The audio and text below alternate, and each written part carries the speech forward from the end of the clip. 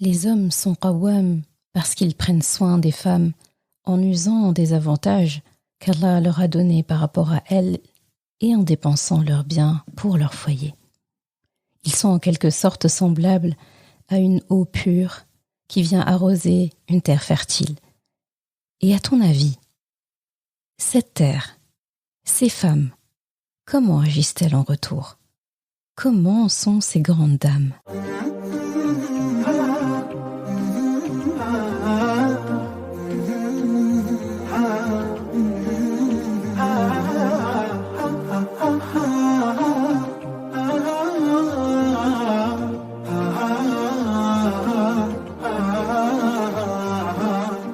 Bienvenue sur Coran de ton cœur, le podcast qui t'aide à reconnecter ton cœur à ton Coran.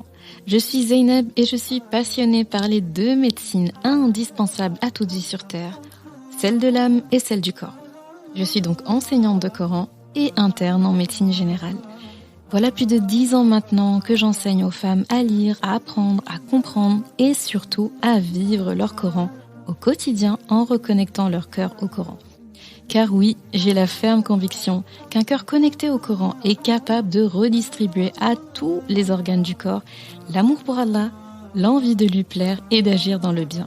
C'est pourquoi à travers ce podcast, je compte redonner chaque semaine un nouveau souffle à divers pans de ta vie au regard de ton Coran. Prends ce temps pour toi et belle écoute. Assalamu alaikum wa rahmatullah.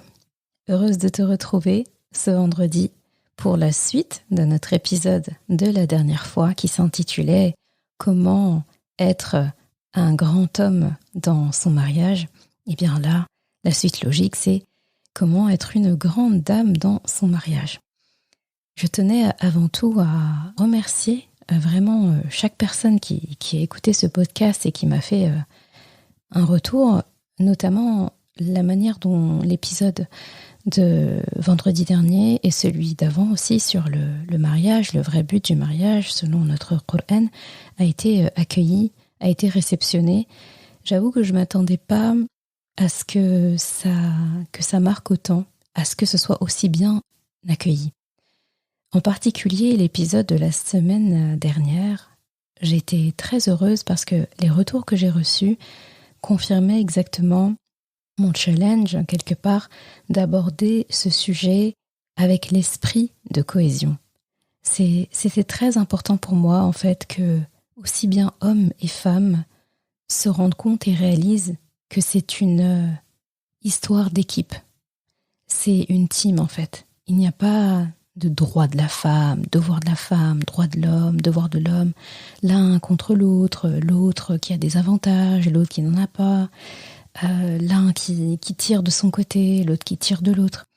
Et la manière dont l'épisode a été reçu, beaucoup de sœurs m'ont fait des témoignages en me disant je l'ai écouté seule, ou bien je l'ai écouté avec mon époux, ou celles qui me disent j'en ai fait part à mon époux et j'ai vraiment voulu lui transmettre en lui disant tu vois, regarde, c'est magnifique cette définition justement de ce qu'est l'homme, qawwam, c'est beau.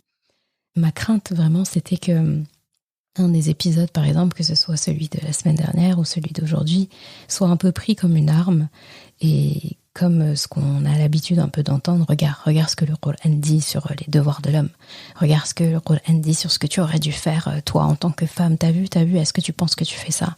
Et que finalement chacun lance à l'autre son épisode, entre guillemets, l'épisode qui le concerne, alors que les deux sont entremêlés. C'est pour ça d'ailleurs qu'à la fois dans l'épisode qui parle des hommes, des responsabilités des hommes, on est nécessairement obligé de parler des femmes parce que la responsabilité des hommes c'est envers des femmes. Et pour l'épisode d'aujourd'hui qui s'adresse aux hommes et aux femmes mais qui parle des responsabilités des femmes, eh bien on va nécessairement parler de l'homme aussi parce que l'un ne va pas sans l'autre. Et tu verras en tout cas que tout s'imbrique. Et une fois n'est pas coutume, c'est vraiment très rare que je lise avec toi un commentaire ou un avis que j'ai reçu, mais celui-ci m'a vraiment beaucoup touchée. C'est un message privé que j'ai reçu sur Instagram de quelqu'un qui a écouté le podcast et il se trouve que c'est un frère, parce qu'il y a pas mal d'époux apparemment qui écoutent aussi le podcast avec leur épouse. Je te le lis Je pense que tu vas être aussi bluffé que moi de l'impact finalement que peut avoir le fait de comprendre ce que le Coran nous demande en termes de responsabilité, d'agissement, et comment ça peut avoir un très bel impact. Alors cet homme me dit « Assalamu alaikum wa rahmatullah, Oussada Zainab, mon épouse est une de vos élèves et je suis obligée de vous remercier en personne. Depuis qu'elle vous fréquente, c'est une nouvelle personne. Elle est plus heureuse, plus gentille, plus positive et encore plus belle. À travers elle, vous m'avez prouvé que le Coran est le meilleur allié qu'on puisse avoir dans son quotidien. Avec douceur, elle a entraîné toute la maison dans sa dynamique. Et vous ayant écouté, je comprends qu'elle vous imite dans sa manière de nous transmettre ses émotions, ses avis ou ses besoins. Oui, j'ai écouté tous vos podcasts avec elle et ils sont d'une rare qualité. J'ai un bon bagage coranique et religieux. Pourtant, j'ai appris énormément de votre sagesse et votre grande humilité. Le dernier épisode sur les responsabilités des hommes m'a tout simplement, gentiment terrassé par KO. Ça coule de sens en fait, c'est tellement logique. Nous les hommes sommes forts pour nous plaindre que nos femmes ne sont pas assez ceci ou cela, se comportent comme ci ou comme ça. Mais Allahu Akbar, nous avons juste oublié qu'elles finissent par se comporter avec nous comme on les traite. Comme tu fais, on te fera. Et en fait, une femme avec un homme qui est qawwam, responsable et présent, tel que le Coran le prescrit, elle ne peut qu'être bien dans sa peau. Et une femme bien dans sa peau, ça fait des merveilles dans son foyer. Et tout le monde est gagnant, mashallah. Alors vraiment, merci. Merci de nous avoir ouvert les yeux, de m'avoir rappelé que je devais commencer les choses par moi d'abord avant d'attendre quoi que ce soit de ma famille. Je suis passée à l'action pour me donner un nouveau départ dans ma tête. J'ai offert un magnifique bijou et un bouquet de fleurs à ma tendre épouse, à mes 2 sœurs et à ma fille. Ma mère de son vivant aurait beaucoup apprécié aussi. Elles étaient tellement heureuses de la penser. Je veux être qawwam pour les femmes de ma famille et pour le restant de ma vie. C'est une de mes identités et je veux être un vrai homme, Inch'Allah. Je me permets d'invoquer Allah, qu'il vous gratifie d'un époux qawwam sur tous les plans, tel que décrit par Allah et son messager sallallahu alayhi wa sallam. Vous le méritez amplement. Amin, continuez votre travail. S'il vous plaît, qu'Allah récompense vos parents. Donc je remercie vraiment cet auditeur pour l'humilité en fait de son message. Bon, au-delà de ce qu'il dit à mon sujet, ça on va pas passer du temps dessus. J'ai beaucoup aimé sa manière en fait de se remettre en question et d'écouter avec humilité finalement ce que le Coran dit à son sujet, au sujet de son épouse. Et typiquement, c'est exactement l'exemple que j'ai donné. Voilà un exemple en fait de quelqu'un qui écoute le Coran et qui n'est pas en train de se trouver des excuses. La plupart des gens finalement écoutent les choses dans le but de répondre au lieu d'écouter dans le but de comprendre. Parce que quand on écoute dans le but de comprendre, on prend des actions en fait. On agit. Alors que lorsqu'on écoute dans le but de répondre, on finit par se justifier. Celui qui se justifie, il n'agit pas. Donc vraiment, félicitations à cet homme. Beaucoup de doha pour lui et pour mon élève, mashallah, que j'apprécie énormément d'ailleurs et qui a découvert le commentaire de son époux en même temps que moi. Donc elle a été agréablement surprise. Très heureuse en tout cas pour eux et je souhaite que ce soit pareil, Inch'Allah, pour tous les couples. Alors, donc la dernière fois, on avait parlé justement de comment être un grand homme dans son mariage. Et on avait expliqué que être un homme, qawwam, ça se résume au fait d'être constamment actif, debout, faire preuve de justice, de ne pas être passif forcément, d'être constamment impliqué, dévoué, proche, protecteur, d'encourager, de soutenir, de prendre soin. On a compris en tout cas que qawwam impliquait que les hommes ont des avantages qu'Allah leur a donnés par rapport aux femmes. Par exemple, la force physique, le fait que les hommes, finalement, sont plus cartésiens, qu'ils ont une jalousie naturelle pour les femmes de leur famille, ce qui les pousse finalement à protéger leurs femmes au prix de leur vie. Ils ont aussi l'avantage, qui peut être un avantage ou pas, de ne pas avoir à porter des enfants. Et donc forcément, c'est une responsabilité pour les femmes et qui est aussi un avantage qu'elles ont par rapport aux hommes, parce que les hommes, finalement, ne peuvent pas porter d'enfants. Et c'est important de bien comprendre, comme je disais la dernière fois, que tout ça, en fait, ce sont des avantages seulement parce que c'est censé être employé dans le service de l'autre. Allah donne des avantages, c'est toujours pour une raison. Il ne donne pas des avantages pour que ça fasse joli et pour que ça bénéficie qu'à la personne qui est, entre guillemets, avantagée. Si Allah te donne plus de force physique, c'est pas pour être employé pour toi, c'est pour être employé pour toi et pour les personnes qui sont sous ta responsabilité. Donc à chaque fois qu'Allah nous donne quelque chose de supplémentaire, quelque chose de particulier, c'est un message pour nous dire il faut en faire bénéficier les autres.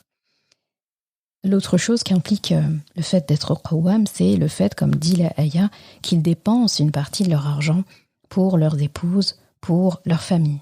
Et notre prophète sallallahu alayhi wa sallam nous a appris qu'un homme a obligation de soins envers son épouse et ses enfants. Il doit assurer leur habitation, leur nourriture, leur habillement et leur santé. Donc ça ne peut pas être moins que ces pôles-là. Alors avant de rentrer dans le vif de cet épisode, eh bien je te laisse avec la ayah qui a motivé l'épisode du jour. Bismillahirrahmanirrahim. الرجال قوامون على النساء بما فضل الله بعضهم على بعض وبما أنفقوا من أموالهم فالصالحات قانتات حافظات للغيب بما حفظ الله واللاتي تخافون نشوزهن فعظوهن واهجروهن في المضاجع واضربوهن فإن أطعنكم فلا تبغوا عليهن سبيلا إن الله كان عليا كبيرا. Les hommes sont qawwam envers les femmes, à raison de ce dont Allah a favorisé les uns par rapport aux autres, et de ce dont ils dépensent de leur argent. Ainsi, les femmes salihat sont dévotes, gardiennes devant le mystère, parce qu'Allah a gardé. Tiré de Sourate An-Nisa, Aya 34.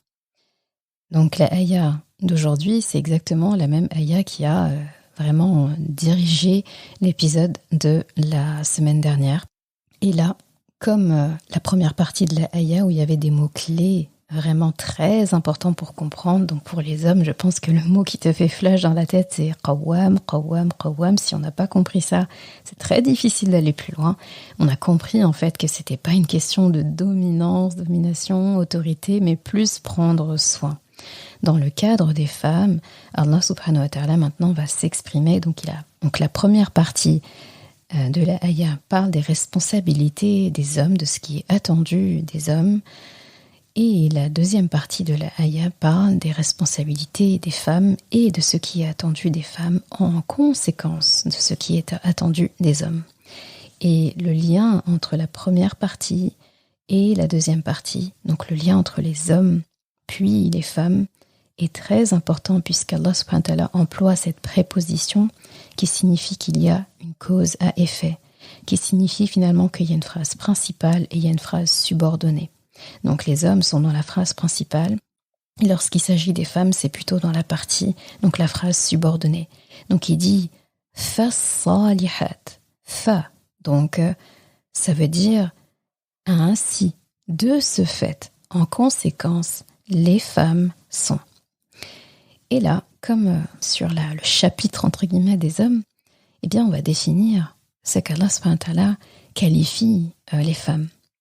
Donc il dit فَالصَّالِحَاتُ قَانِتَاتٌ حَافِظَاتٌ لِلْغَيْبِ بِمَا حَفِظَ اللَّهُ. Donc là déjà on a 3 mots-clés sur lesquels on va s'attarder.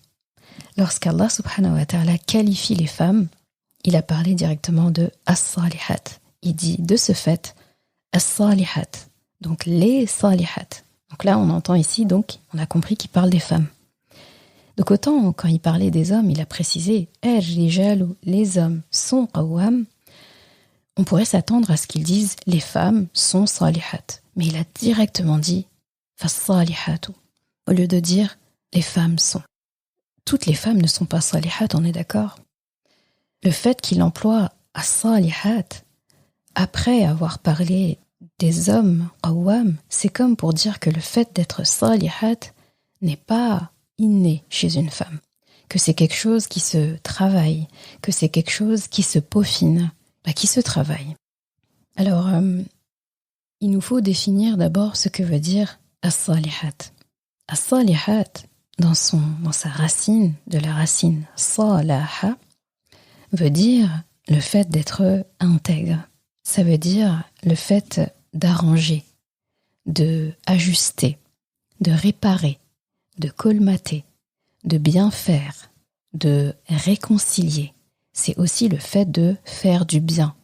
C'est le fait de restaurer la paix et c'est le fait de mettre en valeur. C'est très beau ici. Si j'entends tout ça, on a l'impression d'une aiguille avec laquelle on peut coudre. Donc, la femme, donc Allah subhanahu wa ta'ala, quand il dit « fa as-salihat », on comprend ici la notion de phrase subordonnée. Vraiment, la linguistique qu'Allah subhanahu wa ta'ala emploie est tellement belle, tellement logique, tellement miraculeuse qu'on reste bouche bée en fait. On reste vraiment bouche bée chaque fois. Allah subhanahu wa ta'ala, en employant as-salihat et avec ces mots que je viens de te donner comme définition, eh bien on comprend que on ne peut pas en fait le faire s'il n'y a pas quelque chose qui a été déjà placé au départ. Comment je peux arranger quelque chose si je n'ai pas cette chose entre les mains? Comment je peux ajuster, réparer? Comment est-ce que je peux réconcilier? Comment est-ce que je peux mettre en valeur quelque chose si cette chose n'est pas déjà présente? Donc, as-saliha de la racine salaha, d'accord? Salaha, c'est le contraire de fasada. Fasada, c'est quelque chose qui est souillé, quelque chose qui est détérioré, c'est quelque chose qui est brisé. Et on parle de briser, de détériorer, de quelque chose en fait. Quelque chose à la base qui était bien, qui était intègre, et hop, ça s'est détérioré. C'est la même chose. Si on me dit « mets en valeur », ça ne veut rien dire. Tu vas me dire « je mets quoi en valeur ? Qu'est-ce que je dois mettre en valeur ?» Si je te dis « arrange », si je te dis « répare », si je te dis « réconcilie », eh bien, tu vas me dire « je réconcilie entre qui et qui ? Je répare quoi ? J'ajuste quoi ? J'arrange quoi ? » Il y a une base en fait. Et c'est exactement ce qu'Allah nous explique, c'est le produit de ce que l'homme fait. Et là, il y en a qui pourraient me dire, mais d'accord, mais si une femme, par exemple, ça on aura l'occasion d'en reparler au cours de l'épisode, mais si une femme n'a pas évolué dans la maison d'un époux qawwam, donc par conséquent, elle est censée être saliha sur la base et en conséquence de cet homme qawwam, des actions de cet homme qawwam. Et que fait-on lorsqu'on n'est pas dans la maison de quelqu'un qui est qawwam? Ça veut dire que s'il n'y a pas un homme qawwam, un époux qawwam, on ne peut pas être saliha. Là aussi, je dirais, attention, Allah subhanahu wa ta'ala n'a pas parlé des époux exclusivement, il a parlé des hommes. Et en dehors de l'époux, bien une femme, elle a des hommes dans sa famille. Elle a un père, elle a des frères, possiblement des oncles. La responsabilité, elle n'est pas uniquement sur l'époux. Attention, l'homme, il est qawwam sur les femmes de sa famille. C'est tout ça qui participe à faire de lui un bon époux. Une femme, elle a dans sa vie des hommes qui sont censés être qawwam. Tout ça aussi la prépare à pouvoir être une bonne épouse, à pouvoir accueillir la capacité de qawwam de son futur époux. D'accord ? Donc, il faut vraiment prendre les choses dans la globalité. Quand Allah emploie des mots, il faut faire très attention à ne pas justement s'éloigner du sens qui est donné. Pour revenir à cette caractéristique de salihat, donc faut vraiment se dire salihat, c'est la définition qu'Allah a donnée d'une femme, d'une épouse. De la même façon qu'un homme qawwam. Donc là, quand on parle des hommes, le mot-clé qui te vient, c'est qawwam. Quand on parle des femmes, le mot-clé qui te vient, c'est saliha. Et donc, saliha, si tu regardes bien, on a l'habitude de dire qu'une femme, finalement, tout ce qu'on lui confie, elle l'embellit, elle le multiplie, elle redonne cette chose qu'on lui a confiée dans un état bien meilleur que lorsqu'on lui a donné. Il y a un adage aussi qui dit une femme, donne-lui une maison, elle t'en fait un foyer. En fait, une femme a tendance naturellement à amplifier ce qu'on lui donne. Et parfois, elle peut partir de pas grand-chose. Elle est capable d'avancer, de colmater, de produire de magnifiques choses sur très peu. Mais il faut une base. Donc Allah subhanahu wa ta'ala dit, alors les femmes, donc salihat, c'est traduit par vertueuse. Nous, on va garder le terme salihat, comme ça on a vraiment tout le sens, d'accord? Parce que vertueuse, quand on entend vertueuse, on ne pense pas spécialement au fait de réparer, de réconcilier, de restaurer la paix, etc. D'accord? Donc on va employer le terme salihat comme le Coran a employé, tout simplement, c'est aussi simple que ça. Il dit que les salihat, qu'est-ce qu'elles font? D'accord? Comme les hommes qawwam, qu'est-ce qu'ils font? Les hommes qawwam font deux choses. Ils usent des avantages qu'Allah leur a donnés. Ils dépensent pour leur foyer. Pour les femmes, il va aussi employer deux actions. Il dit que les femmes salihat, donc les salihat sont qanitat et hafizatun lil ghaib. D'accord? Elles ont deux pôles d'action. Il y a deux gros piliers qui les caractérisent. Donc, elles sont qanitat et hafizatun lil ghaib. Que veut dire qanitat? C'est traduit par dévote. Tantôt on les traduit par dévote ou dévouée. Et tantôt on les traduit aussi par obéissante. D'accord? Qanitat, donc c'est le pluriel, ça vient de la racine qanata, qui signifie adorer et servir Allah entièrement. Ça signifie être humblement soumise à Allah, être appliquée et sincère dans ses actes d'adoration. Donc la soumission, quand on parle de soumission, on parle forcément d'Allah subhanahu wa ta'ala, parce qu'il n'y a pas de soumission à quelqu'un d'autre qu'Allah subhanahu wa ta'ala. Et ce terme-là aussi, pourquoi il est très important? Parce que lorsqu'il est traduit et lorsqu'il est expliqué, enfin encore une fois, c'est quelque chose qui est très répandu. Quand cette ayah va être mentionnée, elle est souvent mentionnée, eh bien, on va dire les femmes salihat sont obéissantes à leur mari, obéissantes à leur époux, et hafizat, donc gardienne. Et donc, là, quand on entend ça, il y a du vrai dedans et il y a de l'incomplet. Pas du pas vrai, mais de l'incomplet. Parce que l'obéissance et la soumission dans le mot qu'Allah subhanahu wa ta'ala a employé est exclusivement à Allah. On peut dire que quelqu'un est qanit uniquement pour Allah. Chaque fois que cet attribut, ce verbe, ce nom a été mentionné dans le Coran, c'était toujours en direction d'Allah. Par exemple, quand Allah dit à Maryam alayhi salam, donc la mère de Isa alayhi salam, Jésus, il dit « Ya Maryamu qunuti li rabbiki wasjudi warka'i ma'ar raki'in » Donc il dit « Ya Maryam » donc adore Allah, soumets-toi à Allah, donc uqnuti li rabbiki, à ton Rabb, wasjudi, donc et fais la sajda, fais sujoud, warka'i ma'ar raki'in, et incline-toi avec ceux qui s'inclinent. Donc en gros, prie Allah. Et il le précise à qui elle doit le faire. On ne peut pas prier et se prosterner et s'incliner devant autre qu'Allah.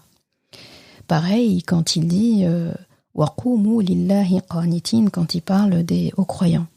Et levez-vous, redressez-vous, levez-vous pour Allah en totale soumission. Donc agissez pour Allah en totale soumission. Donc c'est tourner envers Allah subhanahu wa ta'ala. Donc dire que ici ce qui est demandé c'est l'obéissance, dans le sens la soumission totale, entière à un époux, c'est pas tout à fait juste. C'est à Allah subhanahu wa ta'ala. Et là on va expliquer la nuance. La soumission est à Allah. Et Allah te demande d'être saliha. La soumission est à Allah. Et Allah te demande d'être hafizatun lil ghaib. Et là, ce qui est différent, parce que le prophète sallallahu alayhi wa sallam a déjà parlé de l'obéissance de l'épouse envers son époux, mais il n'a pas employé le terme qanata. Il n'a pas employé ce verbe-là. Quand il parle de l'obéissance d'un être humain envers un autre être humain, donc le fait d'écouter et de suivre un être humain par rapport à un autre être humain, là, il parle d'obéissance, mais c'est une Obéissance n'est pas une soumission. D'accord ? C'est très très très important. Ce n'est pas une adoration, ce n'est pas une soumission à quelqu'un. Ça, il n'y a que Allah qui est en droit de ça. Quand on parle d'obéissance, d'écouter, de suivre un être humain, le prophète sallallahu alayhi wa sallam a employé, et Allah aussi dans son Coran a employé le mot ata'a. D'accord ? Donc ata'a, l'obéissance. Donc ati'u, obéissez. Et ata'a, c'est l'obéissance, mais ça, c'est une obéissance avec le consentement. C'est-à-dire, j'obéis de mon plein gré. J'obéis de bon cœur. J'avais déjà dit dans un épisode que l'obéissance à Allah, ou l'obéissance de manière générale, lorsqu'on parle de quelqu'un qui est obéissant, il est obéissant parce qu'il a choisi d'obéir, de suivre, alors qu'à la base, il avait le choix de le faire ou non. Quand quelqu'un n'a pas le choix, on ne dit pas qu'il est obéissant. On dit qu'il est soumis, qu'il est contraint. Il n'a pas le choix. Si je ne te laisse pas le choix et que tu fais ce que je te dis, tu m'obéis pas. Tu t'es soumis en fait. Si tu as le choix entre faire et ne pas faire et que tu choisis de faire, là tu as obéi. C'est pour ça d'ailleurs qu'on a le choix et qu'il y a des personnes qui croient en Allah, il y en a qui ne croient pas en Allah. Allah finalement n'a contraint personne, il le dit lui-même. La ikraha fid din. Il n'y a pas de contrainte en religion. Un être humain ne peut pas contraindre un autre de croire en Allah, alors qu'on sait que c'est une obligation de croire en Allah. Mais Allah laisse à chacun le choix de faire ou non. Et pour que demain, chacun réponde de ses actions. Et personne ne pourra dire « mais j'ai été contraint, moi, à ne pas croire » ou « j'ai été contraint à croire ». Tu avais le choix. Et tu as fait ton choix. Là, c'est la même chose. Quand on parle d'obéissance à un être humain, on a le choix. Donc en termes de ta'a, je veux dire, c'est une obéissance dans le consentement, une obéissance consentie. Je consens à te suivre. Et ça, c'est très important d'entendre ça, surtout les femmes, parce que je sais que ce terme dérange certaines et mal employé par aussi certains. On parle de oui, il faut obéir. C'est une vérité, mais telle qu'elle est présentée, ce n'est pas avantageux, alors que ça devrait l'être. Obéir, dans le sens où Allah le demande, c'est un avantage pour le premier parti et pour le deuxième parti.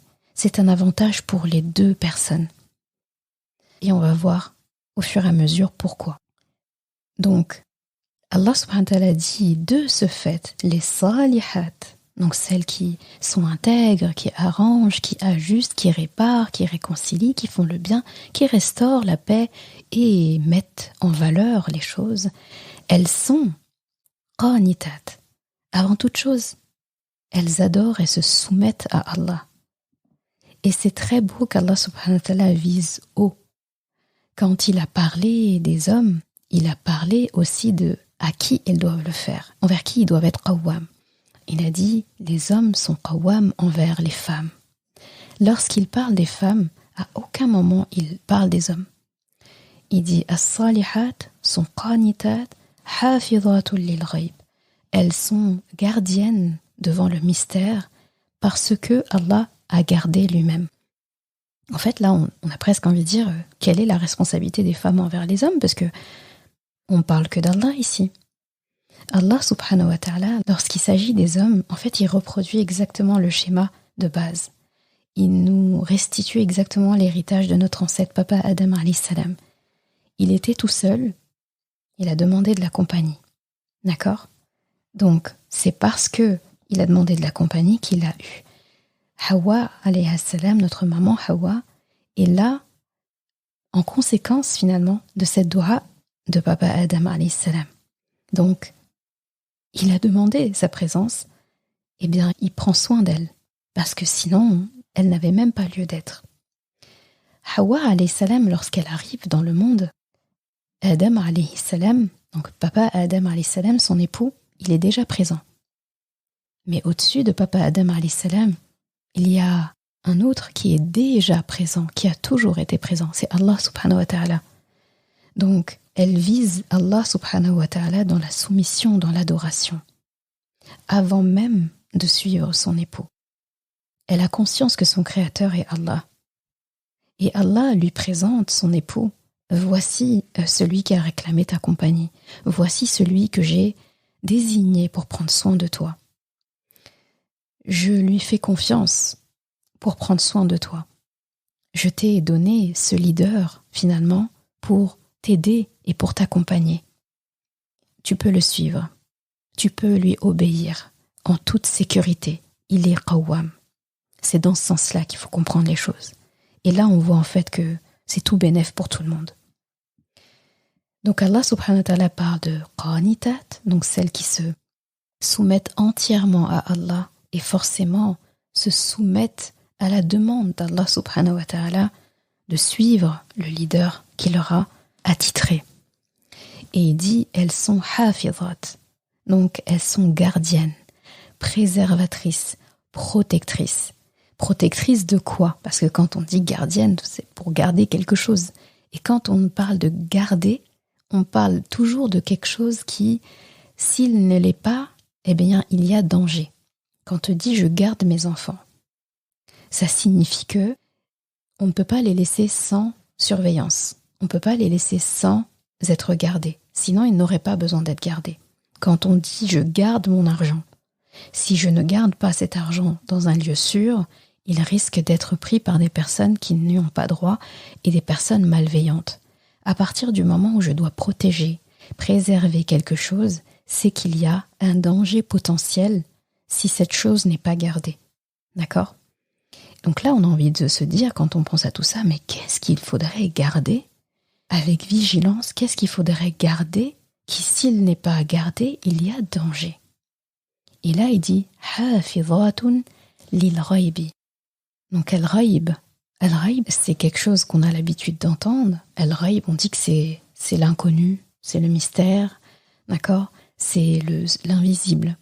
Donc al-ghayb, ça veut dire à la fois l'absence. Quand on dit quelqu'un est absent, raïb, d'accord? C'est l'absence. C'est aussi l'éloignement.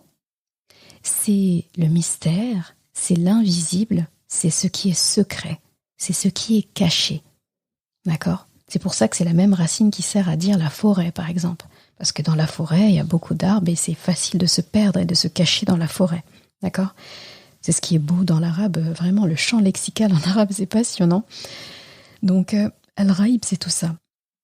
Et si tu regardes bien aussi, c'est la même racine qui sert à dire riba. Riba, c'est la médisance. Pourquoi? Parce que dans la médisance, eh bien, on expose au vu et au su des autres ce qui était censé ne pas l'être à la base. Quand on fait de la médisance, c'est le fait de dire une vérité sur quelqu'un en son absence, sachant que on sait que cette personne n'aimerait pas qu'on dise ça en son absence. D'accord? Désigner quelqu'un par un trait physique, désigner quelqu'un par quelque chose, dire quelque chose au sujet de quelqu'un, mais une chose vraie, mais en son absence. Sachant que si cette personne était présente, on ne parlerait pas comme ça. Ça, c'est de la médisance, c'est riba. C'est lorsque j'expose aux autres, en l'absence de la personne, ce qui normalement aurait dû être caché. Donc Allah subhanahu wa ta'ala dit que ces femmes-là, salihat, qui sont dans la réparation, dans l'ajustement, dans la réconciliation, dans le fait de mettre en valeur les choses, eh bien, il leur demande en même temps d'être gardiennes de ce qui est nécessaire d'être gardé, qui s'il n'est pas gardé, il y a danger, et il parle de l'invisible, l'absence, le secret, le mystère. Et ça englobe plein de choses. Et avant de creuser ça, il dit donc hafizatun lil ghayb, donc celles qui sont gardiennes du mystère, de ce qui est caché, etc. Bima hafizallah, de ce que Allah a gardé. C'est très important cette partie-là, parce qu'Allah subhanahu wa ta'ala demande quelque part à la femme de continuer ce que lui a débuté. De continuer ce que lui a débuté, et qu'est-ce qu'Allah fait? Il dit que lui-même il a été gardien. Bima hafidallah, de ce que Allah lui a gardé, de ce que Allah a été le gardien, le préservateur, le conservateur, le protecteur. Et quand Allah protège quelque chose, encore une fois, c'est parce que s'il n'était pas protégé, il y aurait un problème, il y aurait un danger. Et en fait, dans ce qu'Allah a gardé, eh bien, c'est comme si tu partages le secret avec Allah. En fait, avant toi, avant que tu arrives dans la vie de cet homme, eh bien Allah avait gardé précieusement pas mal de choses pour lui. En te demandant toi aussi de garder ces choses, eh bien il te demande, quelque part, de ne pas être cette personne qui gâche tout, en divulguant ce qui était censé être gardé. Il te met dans la confidence. Allah subhanahu wa ta'ala te met dans ce secret, dans cette mission de prolonger, de faire perdurer, de reprendre ce que lui a assumé comme tâche vis-à-vis des secrets en fait, de ton foyer, de cet homme, de plein de choses en fait. Il te dit, préserve ces choses-là, conserve tout ça, sois gardienne comme Allah t'a appris à le faire, sois gardienne comme Allah a été gardien de ces choses-là. Ça implique, si on veut garder quelque chose à quelqu'un, ça implique aussi que cette personne te l'a confié. Si je veux garder le secret de la personne, il faut déjà que la personne me confie son secret. Là, c'est implicitement aussi un message à l'homme pour lui dire qu'il doit faire confiance à son épouse, qu'il doit faire preuve de vulnérabilité envers son épouse, se confier à elle, lui confier ses émotions, être vulnérable en fait envers elle. Et ça aussi, c'est un problème que rencontrent certains hommes. Ils ont l'impression qu'une vulnérabilité, c'est un danger pour eux. Je ne peux pas être vulnérable devant qui que ce soit, pas même mon épouse, parce que ce serait quelque part avouer une faiblesse ou autre, alors que pas du tout. Pas du tout. Confier sa vulnérabilité participe, dans le cadre du mariage, participe aussi à la bonne entente, à la mawadda, à la rahma, à l'amour et à la tranquillité entre les époux. Et en retour, cette femme, qu'est-ce qu'elle fait de ses secrets, de cette vulnérabilité, de ce mystère? Eh bien, elle le range quelque part comme dans un coffre-fort. Elle garde précieusement cette épargne qui lui a été confiée pour le restituer au bon moment. Et finalement, qu'est-ce qui est impliqué dans les secrets, dans l'absence, dans cet éloignement, dans tout ce qu'implique El-Ghaïb? Et c'est impressionnant en fait qu'on nous demande de garder quelque chose de caché, de garder un mystère, de garder en l'absence de quelqu'un, de garder en l'éloignement de quelqu'un. Ça, on aura l'occasion, je pense, d'aborder juste ce point-là dans un autre épisode, tellement c'est très subtil et c'est très vaste. Ce n'est pas seulement garder les affaires, les secrets de son époux en son absence pendant qu'il va au travail.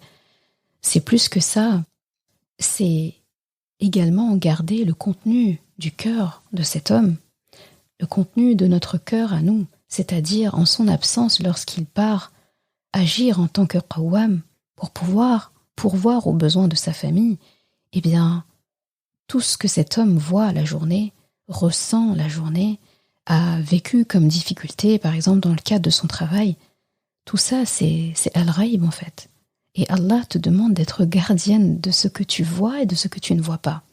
Il te demande d'être gardienne de ce qui est en ta présence et de ce qui est en son absence. C'est très subtil, aussi subtil finalement que la personnalité féminine qui est elle-même subtile. Une femme par nature est subtile. Alors Allah subhanahu wa ta'ala lui donne des tâches subtiles. Et là, mesdames, mes sœurs, nous toutes, nous devons finalement user de cette intelligence qu'Allah subhanahu wa ta'ala nous a naturellement donnée dans le terme de cette subtilité pour savoir et pour pouvoir définir toutes ces choses dont on doit être les gardiennes. Finalement, on n'a pas besoin de nous expliquer. D'ailleurs, Allah subhanahu wa ta'ala ne précise pas exactement tu dois garder ça, ça, ça et ça et ça. C'est vaste et ça implique beaucoup de choses et ça diffère d'un foyer à l'autre. Vraiment, de la même façon qu'une femme se sent en sécurité en la présence d'un homme qawwam parce qu'il fait ses actions de qawwam, de la même façon en fait, un homme a besoin de se sentir en sécurité, de sentir qu'il peut être vulnérable devant une femme parce qu'elle le garde, elle garde en fait ces choses en fait qu'il n'exposerait devant personne d'autre. Une femme gardienne, sait et connaît les manquements de son époux. Il est qawwam, certes, mais il n'est pas parfait. Et a-t-on besoin, en fait, de lui pointer ses imperfections à longueur de temps, alors qu'il fait son maximum? A-t-on besoin de le dire aux autres? A-t-on besoin de le lui pointer à lui aussi? Parce que gardienne, ça ne veut pas forcément dire vis-à-vis des autres. Gardienne, c'est aussi savoir doser quand est-ce que je dis une vérité ou pas. Toute vérité n'est pas bonne à dire. Ai-je besoin de parler tout le temps et de dire il y a ci, il y a ça, pointer ceci, cela, ne pas choisir le bon moment, ne pas choisir les bons mots, ne pas choisir le bon endroit? Est-ce que c'est ça être gardienne? Allah subhanahu wa ta'ala nous explique que tu es gardienne de ça, de ce mystère, cette subtilité-là, de cet invisible, de ces secrets, en l'absence ou en la présence, quand il est éloigné ou quand il est proche. C'est très vaste, c'est très beau, et on aura l'occasion d'en reparler, Inch'Allah. Et c'est très important de se dire que tout ça, en fait, tout ce qu'Allah nous demande en tant que femme, ce n'est pas une demande de l'homme. Ce n'est pas une réclamation de l'homme. Ce n'est pas un dû qui vient de lui. C'est très important de se dire que cette règle, elle a été imposée par beaucoup plus haut, par Allah subhanahu wa ta'ala. En fait, les hommes ne sont pas qawwam envers les femmes parce que les femmes leur ont demandé de l'être. Ils le sont parce qu'Allah leur a prescrit d'être ainsi. De la même façon, les femmes ne sont pas salihat, qanitat, hafizat, de ce qui est caché, donc hafizat lil ghaib, parce que les hommes leur ont demandé de l'être. Elles le sont parce qu'Allah leur a prescrit d'être ainsi. Ça, c'est très important.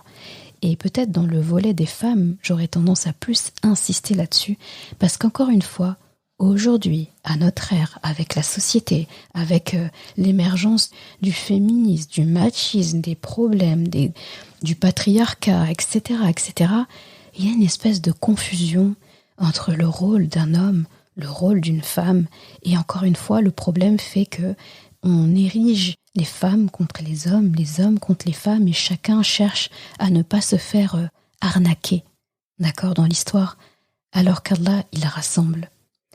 Si tu regardes bien, dans ces ayats, il n'oppose pas les hommes et les femmes.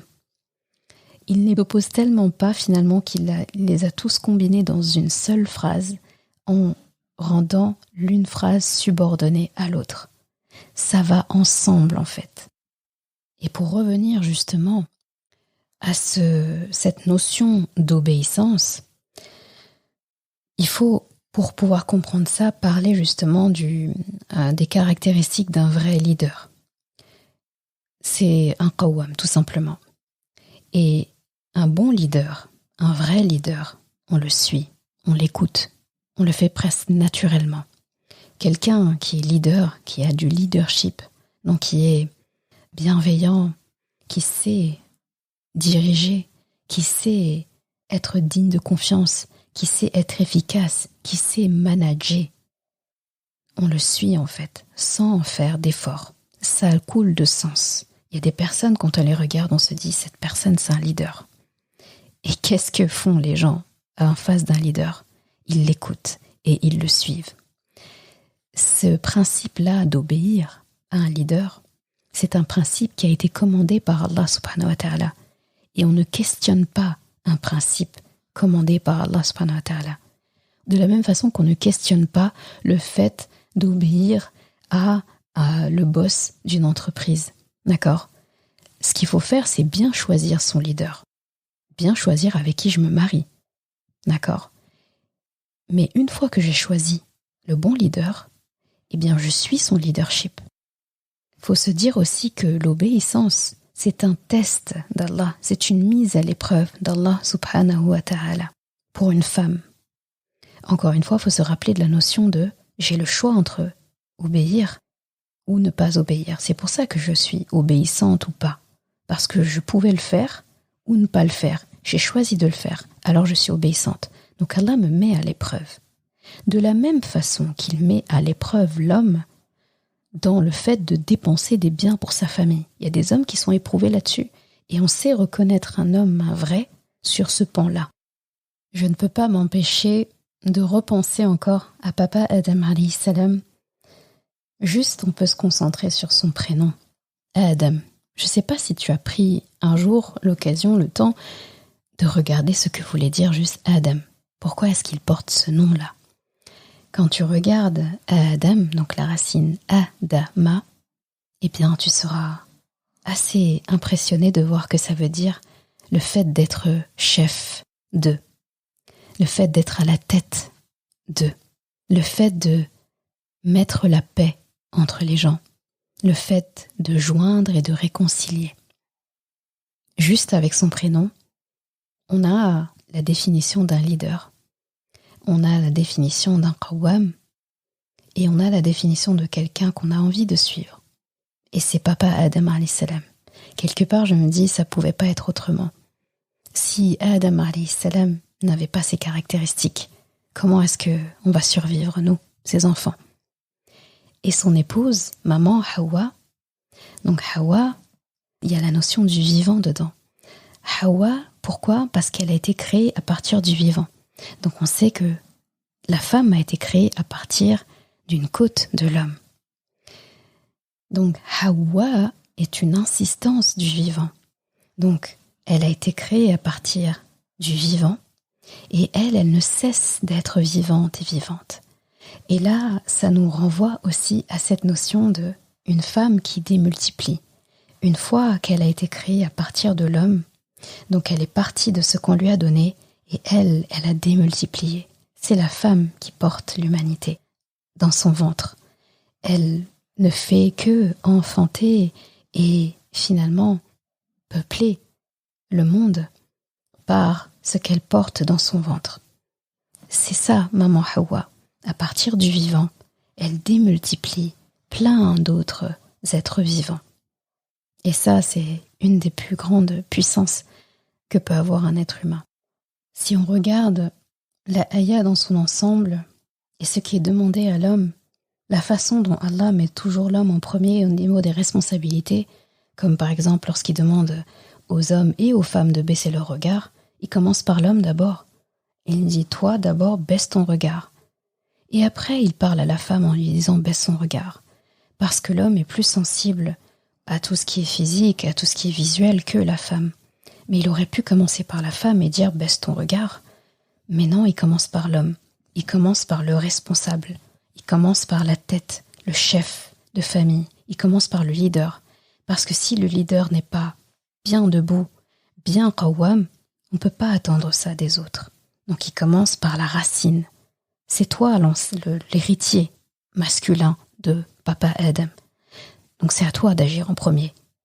Et ensuite le reste coule de source. Quand on lit ça, je me dis, Allah a été vraiment dur avec les hommes. Il a été strict avec eux. C'est comme s'il leur disait, tu as voulu de la compagnie? Voilà, de la compagnie. Je t'ai donné comme compagnie une de mes créatures, donc ça m'appartient, attention. Prends soin d'elle. Fais attention. Sois vigilant. Sois qawwam. Tu es un berger, comme le hadith le dit, que l'homme est un berger pour sa famille. Donc tu es un berger. Donc un jour, je te demanderai des comptes sur ce qui était sous ta responsabilité. Si cette femme qui a donné de sa jeunesse, de sa beauté, de sa santé, de sa capacité à être multitâche, de son temps pour toi, et que derrière, elle n'a pas pu s'épanouir à cause de toi, parce que tu l'étouffais, parce que tu ne l'as pas écoutée, parce que tu ne l'as pas soutenue, parce que tu n'assumais pas ses dépenses, parce que tu la rabaisses, ou pire, tu as été violent avec elle, physiquement, ou verbalement, ou moralement, eh bien, tout ça, ce seront des comptes à régler entre toi et moi un jour. Et la facture, elle risquerait d'être salée. Et l'enfer, c'est quand même cher payé comme note de facture. C'est toi qui as voulu de la compagnie. C'est toi qui as voulu quelqu'un pour qui tu pourrais être qawwam, eh bien tu assumes. À côté de ça, j'ai envie de dire, parce qu'Allah a déjà été sévère envers cet homme, toi, ma chère sœur, tu es la femme de la situation. Par ta féminité, par ta douceur, par ta résilience, par tes mystères, par tes atouts secrets, tu as ce rôle de leader du cœur de ton homme. Tu as le rôle de saliha, celle qui répare, celle qui met en valeur cet homme, celle qui met en valeur sa maison, son foyer, celle qui colmate, qui réconcilie, qui soutient. Allah t'a confié à cet homme. Il lui a prescrit d'être awam envers toi. Toi, il t'a confié le cœur de cet homme. Il t'a prescrit de le préserver, d'en être une gardienne. Et le cœur, c'est le siège de tous les secrets. Et un secret, si on veut le garder, si on veut le protéger, il faut écouter la personne, il faut la suivre, il faut la valoriser. Donc, l'homme est le premier qui a été responsabilisé par Allah. Il est le leader naturel placé par Allah. Et pourtant, à la fin, le vrai bénéficiaire, eh bien, ce sont les femmes en majorité. Je pense à un hadith d'après Abdurrahman ibn Auf, radiyallahu anhu, disait que le prophète sallallahu alayhi wa sallam a dit dans le sens: si une femme prie ses 5 prières, jeûne son mois, sous-entendu de Ramadan, préserve sa chasteté, obéit à son mari, tu as compris maintenant de quelle obéissance je parle, alors il lui sera dit: rentre dans le paradis par la porte que tu veux. Ce hadith a été rapporté par Ahmed dans son Sahih. C'est absolument magnifique. Il n'y a aucun hadith, aucun équivalent qui parle des hommes, en fait, qui peuvent rentrer au paradis par la porte qu'ils veulent, juste en s'occupant de leur famille, par exemple. C'est très beau, en fait. Comme pour dire, en fait, la tâche qui t'est demandée à toi, femme, elle n'est pas si simple que ça. Elle demande beaucoup de travail, elle demande beaucoup de sacrifices, elle demande beaucoup d'investissement, pas moins finalement que celle de l'homme. Et Allah subhanahu wa ta'ala, en récompense de tout ça, en récompense de cette jeunesse que tu as sacrifiée, enfin dépensée, c'est pas vraiment un sacrifice non plus, mais que tu as dépensé, ce temps, ces enfants que tu as portés, ce sont des empreintes que l'homme n'aura jamais. Personne n'est aussi marqué physiquement, moralement, par sa famille, dans le bien, qu'une femme. Une femme dont juste son physique, elle porte l'empreinte de sa famille. Chaque enfant laisse à sa mère une empreinte. Des vergetures sont une empreinte. Son corps change. Elle ne sera plus jamais la jeune femme qu'elle était avant. L'homme n'a pas ce problème-là, entre guillemets. Il n'y a pas d'empreinte physique reconnaissable sur lui de sa famille, du passage de sa famille dans sa vie. Une femme, oui. Eh bien, Allah, il n'oublie pas cette empreinte, ces empreintes en fait. Il va les récompenser. Et un jour, il va dire à cette femme: tu vois, toi qui pensais que peut-être que ce que tu faisais, c'était pas si valorisant que ça, que tu n'as pas accompli des choses grandioses, alors que si, bien aujourd'hui, je te dis quelque chose que je dis à personne. Toi, mon être de confiance à qui j'ai confié l'humanité, pour la porter dans son ventre, eh bien tu vois le paradis là, tu rentres par les portes que tu veux. Et on sait que le paradis a des portes précises. Il y a la porte des jeûneurs, la porte de l'aumône, il y a énormément de portes en fait. Et chacun, en fonction de l'action qui était très prépondérante dans sa vie, va rentrer par une porte. Et imagine en fait quelle VIP tu vas être demain quand Allah te dit: toi, tu rentres par la porte que tu veux. Rentre par toutes les portes si tu as envie. C'est magnifique. Franchement, on se sent bien quand on entend ça. Ça a un prix. Et c'est le moment en tout cas de dépenser pour ce prix-là aujourd'hui. Je vais terminer en disant que l'homme a un carburant. En tant que qawwam, il donne du carburant à cette femme qui reçoit ce carburant, se nourrit de ce carburant, le transforme et crée à partir de ce carburant qu'elle va pouvoir rendre à l'homme par son action. D'accord, lui produit, donc donne son carburant de qawwam, elle le réceptionne, se nourrit de ça, produit de magnifiques choses et lui renvoie son carburant à elle, son produit à elle, de salihat.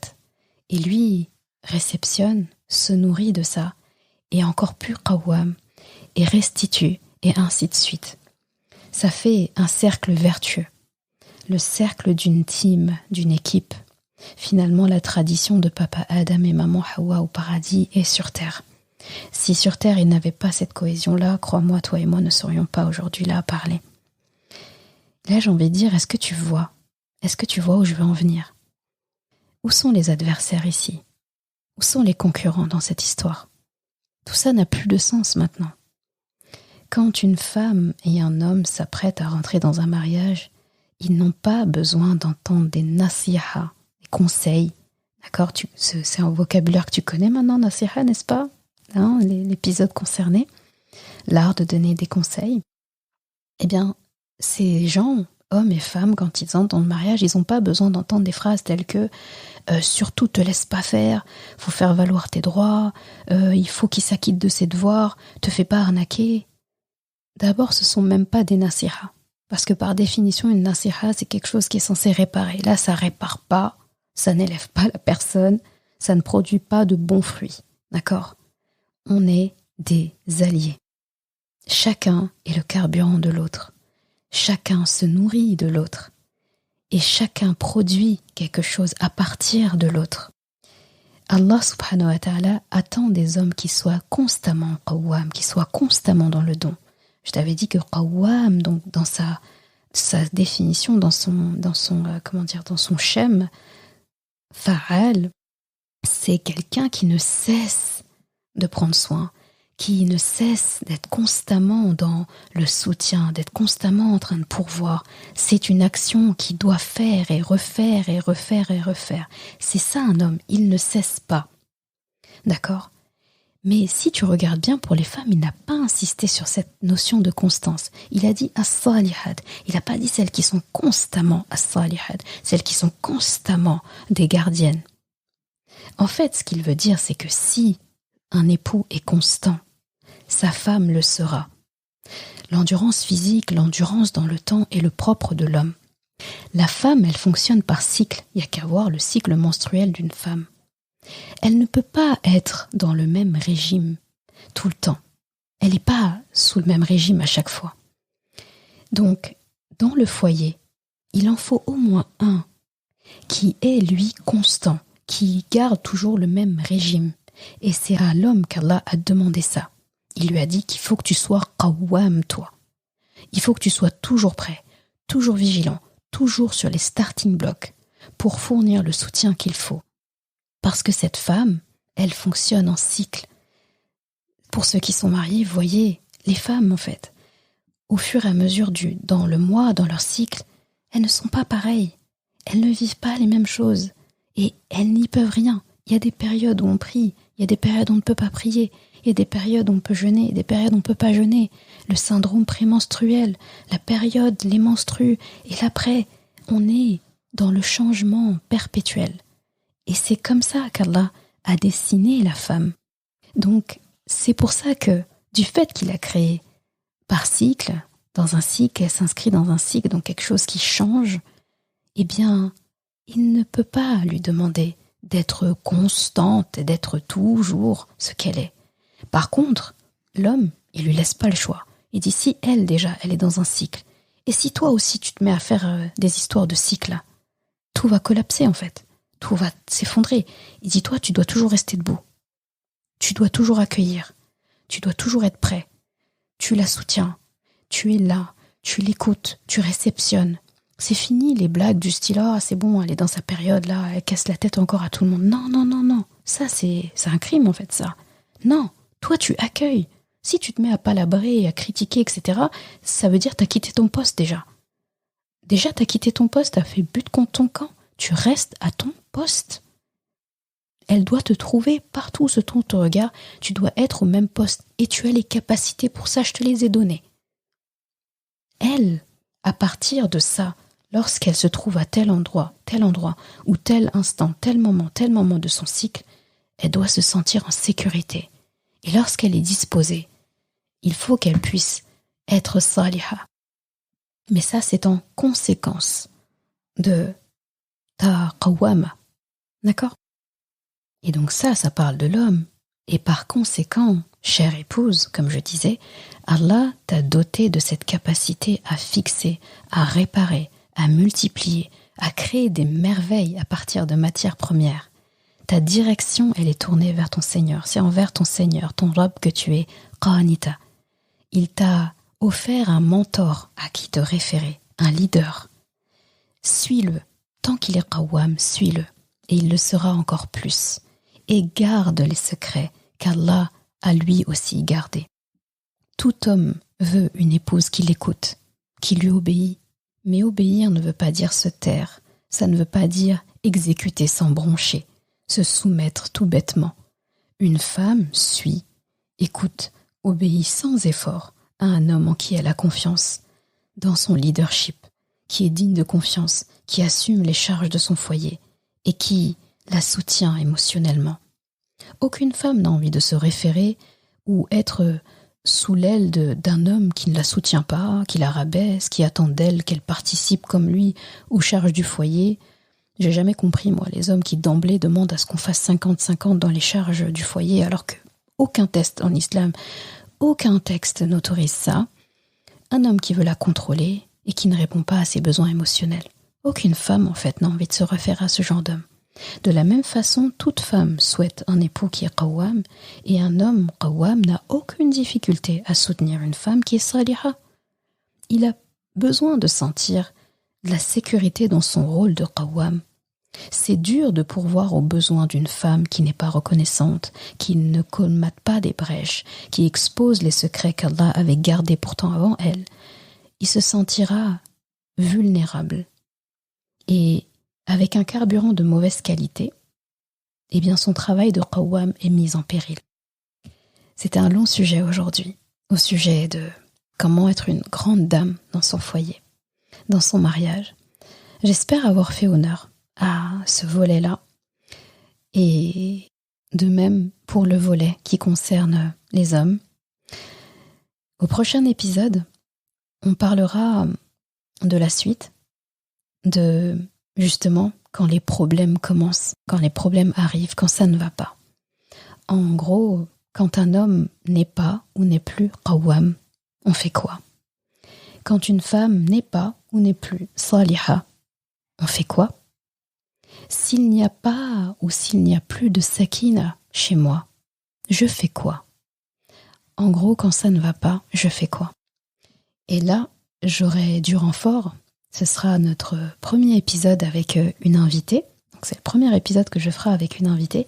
Il va y commencer à avoir, Inch'Allah, de temps en temps des épisodes avec une invitée dont c'est le domaine, qui pourra nous apporter des éclaircissements. Et ben, je te laisse la surprise en tout cas. Au prochain épisode, on va répondre à cette question-là. Le mariage, quand ça ne va pas, on fait quoi? Inch'Allah, toujours avec la guidance et la lumière de notre Coran. Merci pour ton attention. Merci d'avoir écouté cet épisode. Et comme toujours, si ce podcast t'a apporté du bien, alors une chose à faire, t'abonner pour ne rien rater. Et si il te semble pouvoir être utile à d'autres personnes, sens-toi libre de le partager et même de laisser un commentaire et la note de ton choix sur ta plateforme d'écoute préférée. Ce sera une belle manière de me faire savoir que ce podcast doit continuer et être écouté par le plus grand nombre. Je confie à Allah subhanahu wa ta'ala le soin de préserver ta foi, ton honneur et ton cœur. Je te laisse à présent passer un bon moment avec ton Coran et je te dis à vendredi prochain pour un nouvel épisode. Assalamu alaikum wa rahmatullah.